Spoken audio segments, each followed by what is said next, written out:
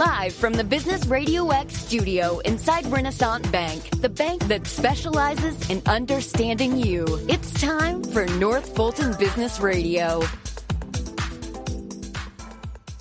And hello again, everyone. Welcome to another edition of North Fulton Business Radio. I'm John Ray, and we're virtual here in Alpharetta. We're not in our normal studio inside Renaissance Bank, but we're looking forward to getting back there soon. In the meantime, folks, if you're one of those folks that were really kind of unhappy about not getting a personal experience with your bank, your big mega bank maybe, check out the folks at Renaissance. I know them personally, and some of the experiences I've had, they've been terrific for me and my clients. And I would encourage you to find your nearest Renaissance Bank office at renaissancebank.com. They've got 200 such offices across the South ready to serve you, and they've got great folks there. So check them out, renaissancebank.com. Renaissance Bank, understanding you, member FDIC.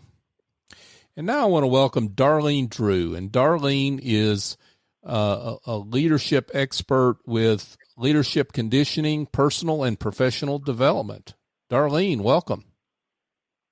Good morning. Thank you. I'm really excited to be here, John. Well, I'm excited to have you. And but for those that don't know you, give a little overview of you and how you serve folks with your leadership consulting practice. Okay. Thank you for that. I am the CEO, as you said, of Leadership Conditioning, Personal and Professional Development. And what I do is help leaders develop other leaders. My business is all about helping leaders grow and partnering with leaders at the C-suite levels as well as mid-level managers to help them do what they really, in my experience and interacting with them and working with them, what they want to do is become more and more efficient and proficient in their respective positions as leaders. And that's when I come in, because a lot of times the issue is about time at the CEO level, wanting it done, but not necessarily being in a position themselves to do it. And I know what that's like, having done that for so many years in the federal sector. And then at the mid-level, leaders who are emerging in their respective careers, being hungry to start doing what they need to do, but not quite ready completely for all of the things that come with the privilege of serving others in leadership positions. Darlene, you said something there I find very interesting because I've talked to a lot of leadership consultants and coaches and authorities, and I've never heard anyone say in all of that, I help leaders develop other leaders. I think that's very interesting. Yeah. Well, here's where that comes from with me is it really starts from my own experience, right? Yeah. As working as a leader, specifically the prior area where I worked was in law enforcement setting, specifically in the prison system. Mm-hmm. And when you are a warden, wardens are very, very busy, right? And their responsibility is all about public safety. Their responsibility is all about maintaining a safe and secure facility. And so oftentimes my peers just didn't have time to develop their teams. Not that they didn't want to, but didn't have time. But I, as a former warden and a warden at the time, they would ask, how are you doing all these training symposiums? How are you having all of this training? And the reason that I was able to do it is because it's what I love to do. So when you love to do it, you find a way to do it. And I just did. It wasn't a matter of additional work. I saw the need based on the staff as if they started assuming these mid-level positions, and even with my executive team, really needing some additional training in the area of serving and leading others. Oftentimes people assume the positions and they're really excited, John, to be promoted into these respective positions and excited about really shining the light on their expertise. And then they deal with the realities of leading other people with real life issues taking place, conflict going on in the workplace, communication issues, and they're like, wow, what happened?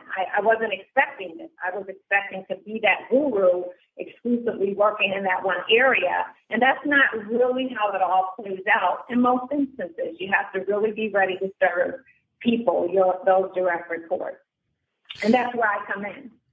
Now, yeah, and I want to follow up on your experience as a warden because that's fascinating to me, and I'm sure to others. But I think some folks see leadership as, hey, I learned how to lead people and tell them what to do and that kind of thing. And what you're saying is that leadership is about developing other leaders that can grow.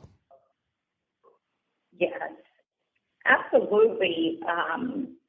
When you look at the whole spectrum, John, of leadership, right, it's great for us to be in those leadership positions, but it's even more important to develop other leaders because if not, we're going to have problems.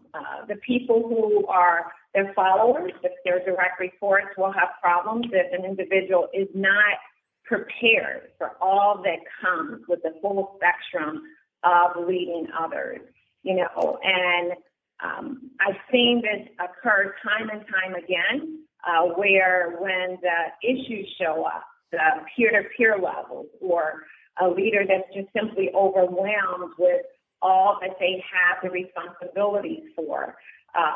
When we don't develop those other leaders, then it shows up. It affects the bottom line, right? Mm-hmm. It affects people showing up for work. It shows up in absenteeism. It shows up in litigation. So now you're in the courts trying to litigate some issues because of not understanding the value and the importance of developing leaders on the front end and throughout, because it's not a one-shot process at all.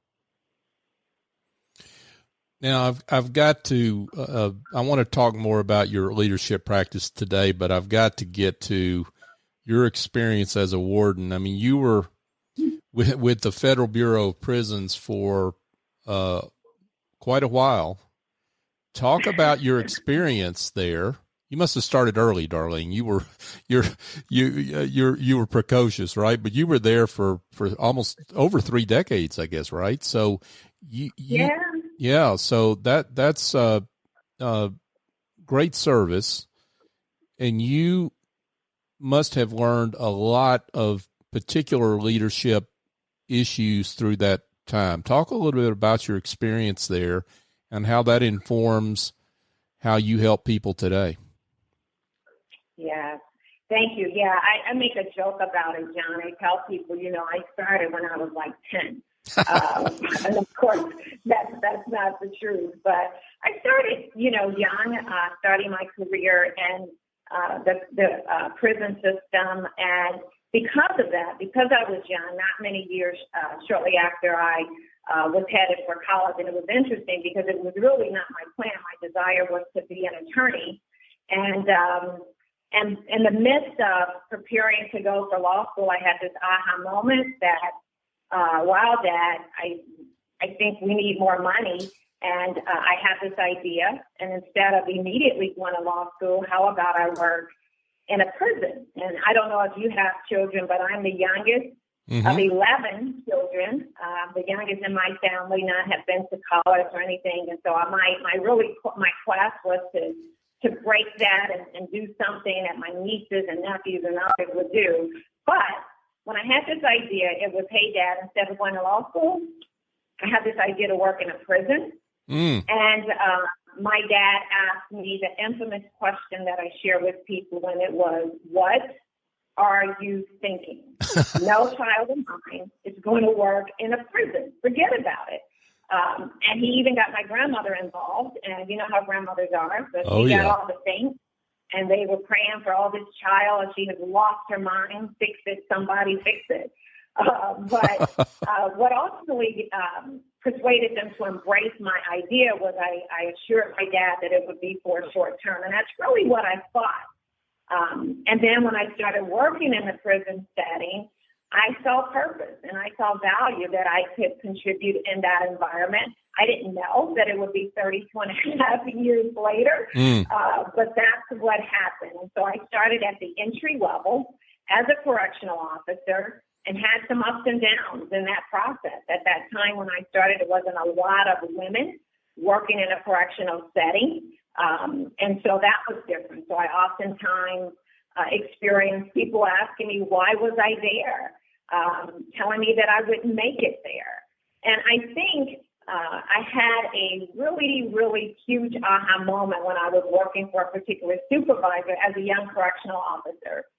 And I shared with him something that people go through in their lives every day. My mother was very sick, and I told the supervisor that very thing. And he was telling me at the time when I reported for duty that I was going to have to leave because I was too early and they had changed my shift. And I was trying to get him to understand that my mom's sick. I promised my brother I was going to relieve him because this had been going on for some time.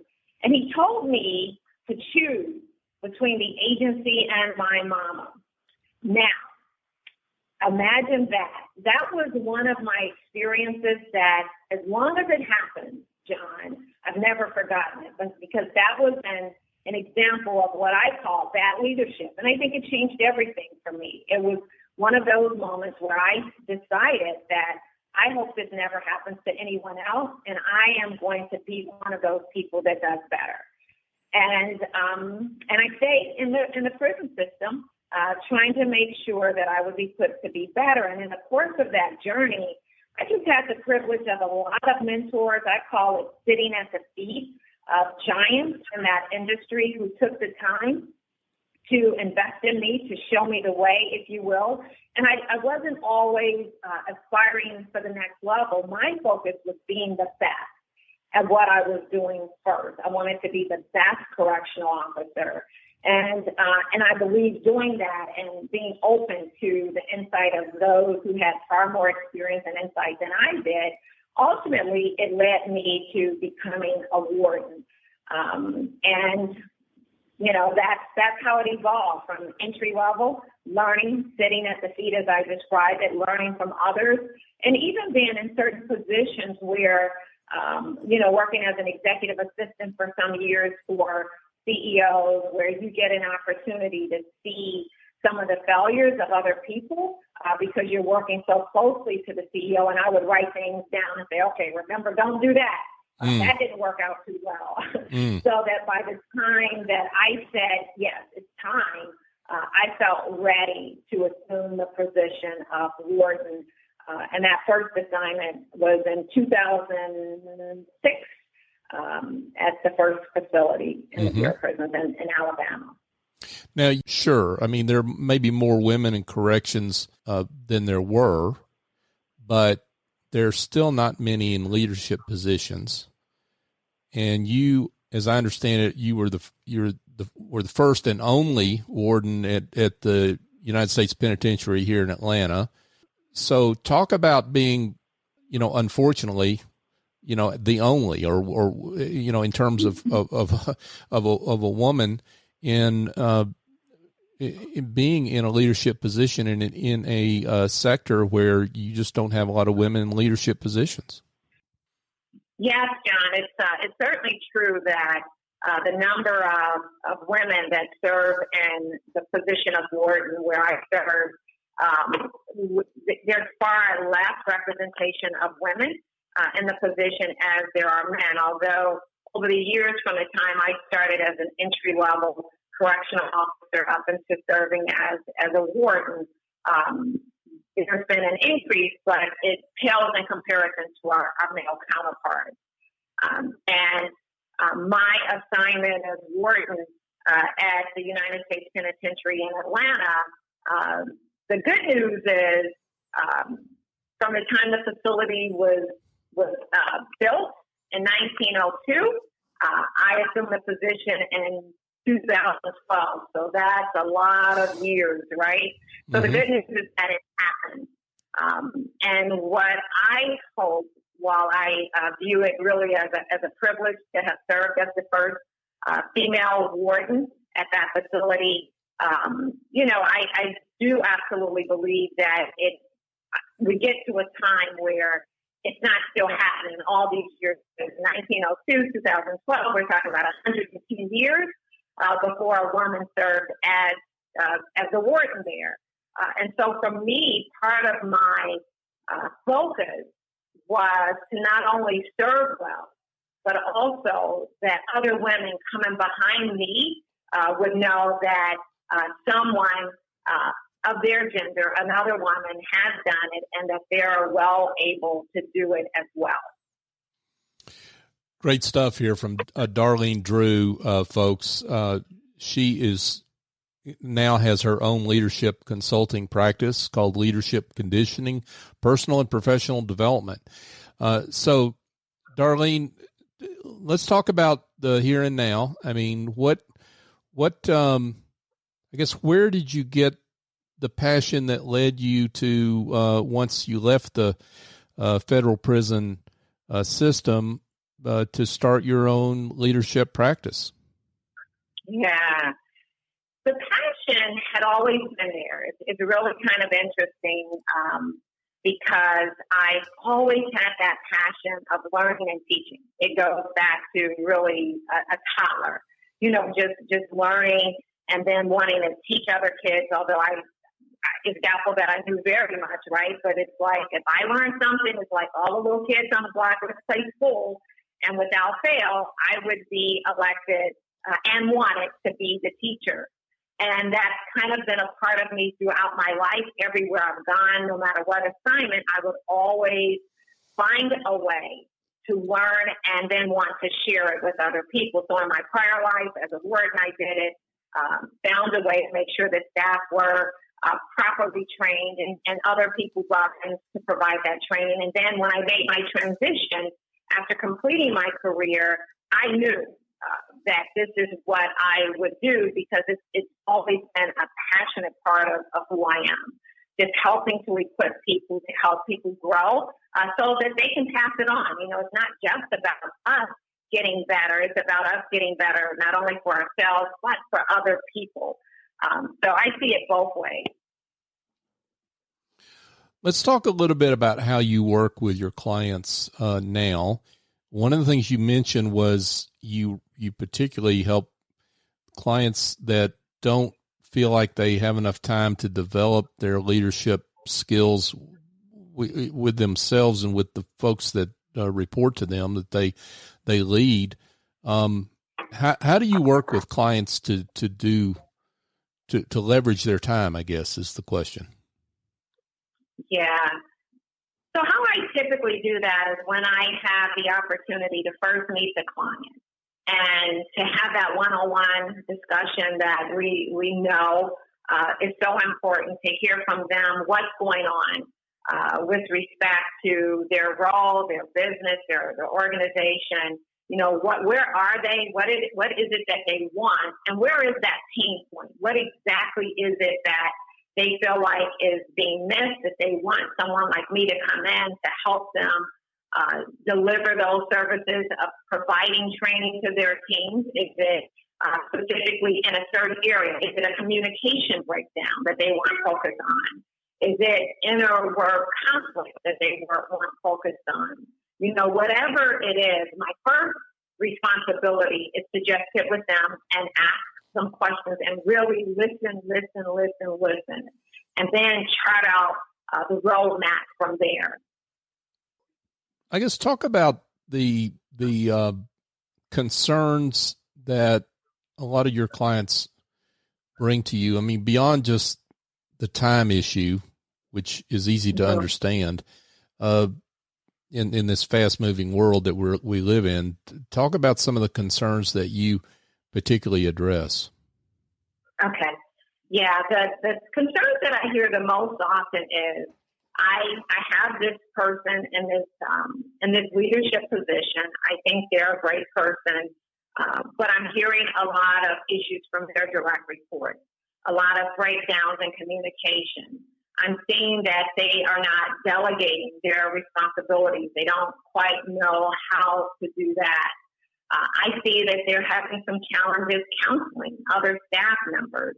I believe in them, and I hear this often, but I don't necessarily have the time. And I'm speaking as if the person is talking to me and saying that, we've got these issues with communication.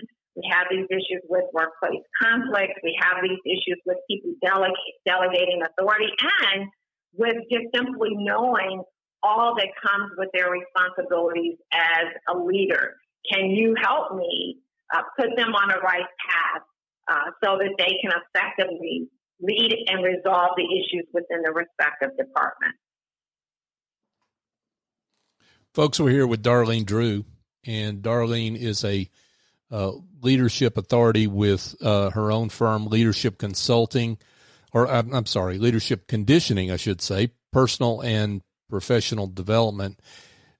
Darlene, it's all about results, right? So talk about some of the results that your clients have bragged about that you've helped them with. This is your time to shine here. Talk about some of the results you've helped folks with. Thank you. Some of the results, and actually I brought a couple of things. I hope it's okay to just so that you can hear their words versus mine, and I'll paraphrase it as well so that it doesn't take up too much of your time. Mm-hmm. But some of the results have been major issues with communication. And what this particular client shared with me is, one, there was initial hesitation because oftentimes leaders at the mid-level as well as up to the C-suite CEO level are convinced that, not more training. I just don't have time. I have so many other things going on. I've heard this before, until they actually get in the training and experience it. Because for me, the opportunity to train people is not just, a one-stop shop. It's an experience and a journey, and teaching them not only the fundamentals, but also the complexities that evolve with leadership.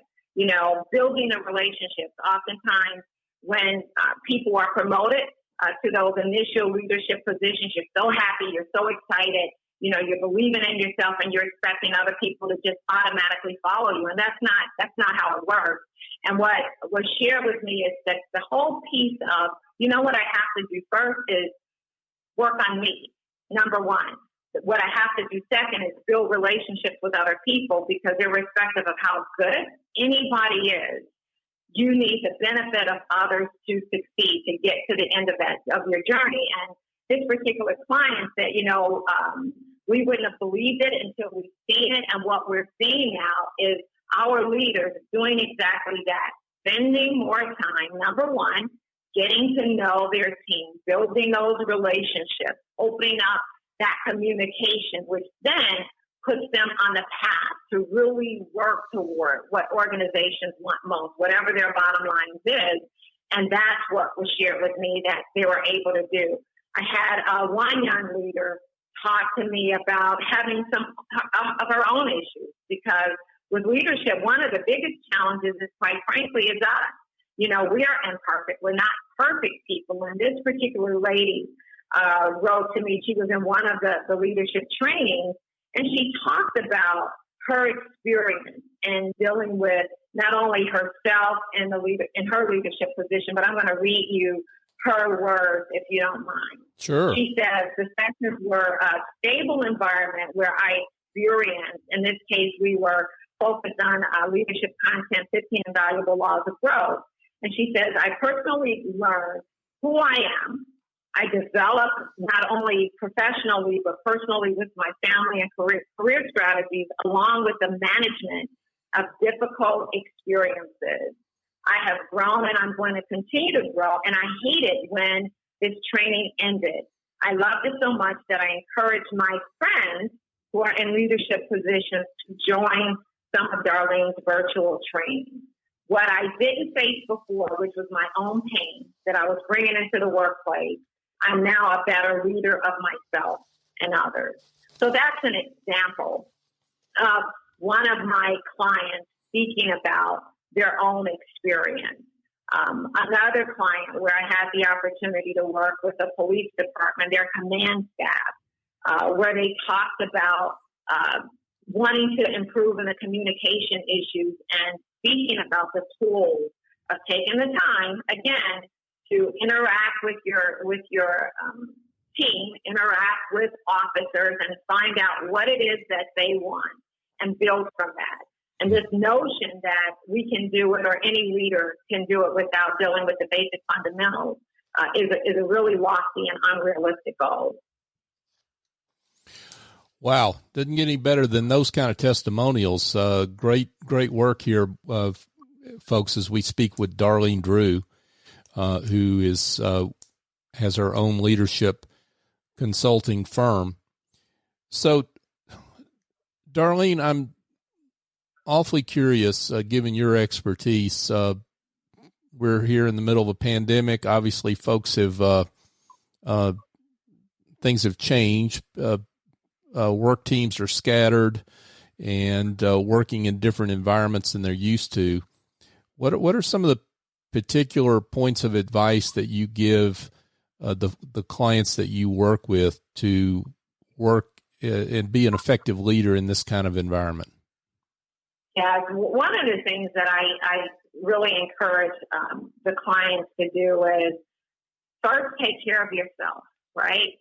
It's so important that you take care of you and your family, first things first.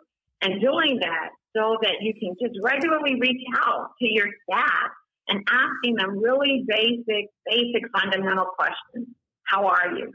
What do you need from me? I have a real quick, brief story, John, that I want to share with you the impact of that level of nurturing, that level of caring, how far it goes. And it goes back for me going back to my prior career, I was dealing with a situation with a significant situation with inmates on my recreation yard, and we had it under control, but it was a lot going on, right? And so oftentimes there's this thought that those who are over us, even if you are a CEO yourself, we all have people that we have to report to in most instances. And I got a call from the regional director at that time, and he asked me one question. And that question was, what do you need from me? And I tell leaders all the time, those kinds of questions in that regard and that care for people, I call it the 3 C's: care, commitment, and consistency. It matters, and it goes a long, long way. People care most when they know that you care about them.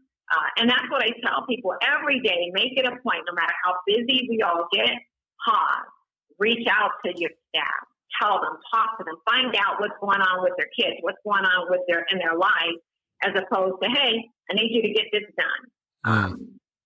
That's the most important piece.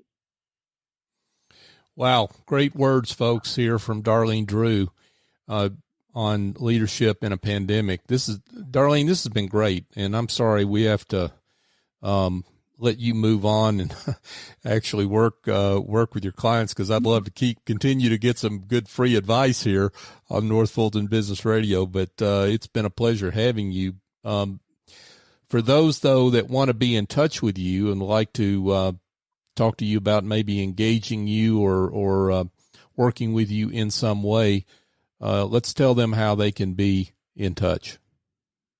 Okay. Thank you for that. They can reach me on my website, which is www.johnmaxwellgroup.com/Darlene Drew. I'm also on social media platforms. I'm on LinkedIn. I'm on Facebook. And if they forget, if they just Google Darlene Drew, all of that information will also come up. And if it's okay with you, I can also leave my number where they can reach me directly. Of course. Okay. My number is 256-283-9205. Awesome. Darlene Drew, it's been a pleasure. Thanks so much for being with us. Thank you, John. It's been my pleasure as well. It's been great.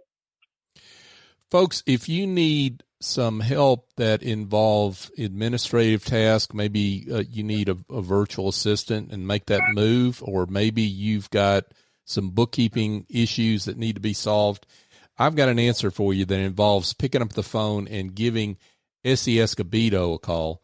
Now, Essie is the chief executive angel at Office Angels, and her number is 770-442-9246. She's got a team of angels that have been virtual for 18 years, and what they do is fly in, get the job done, and fly out.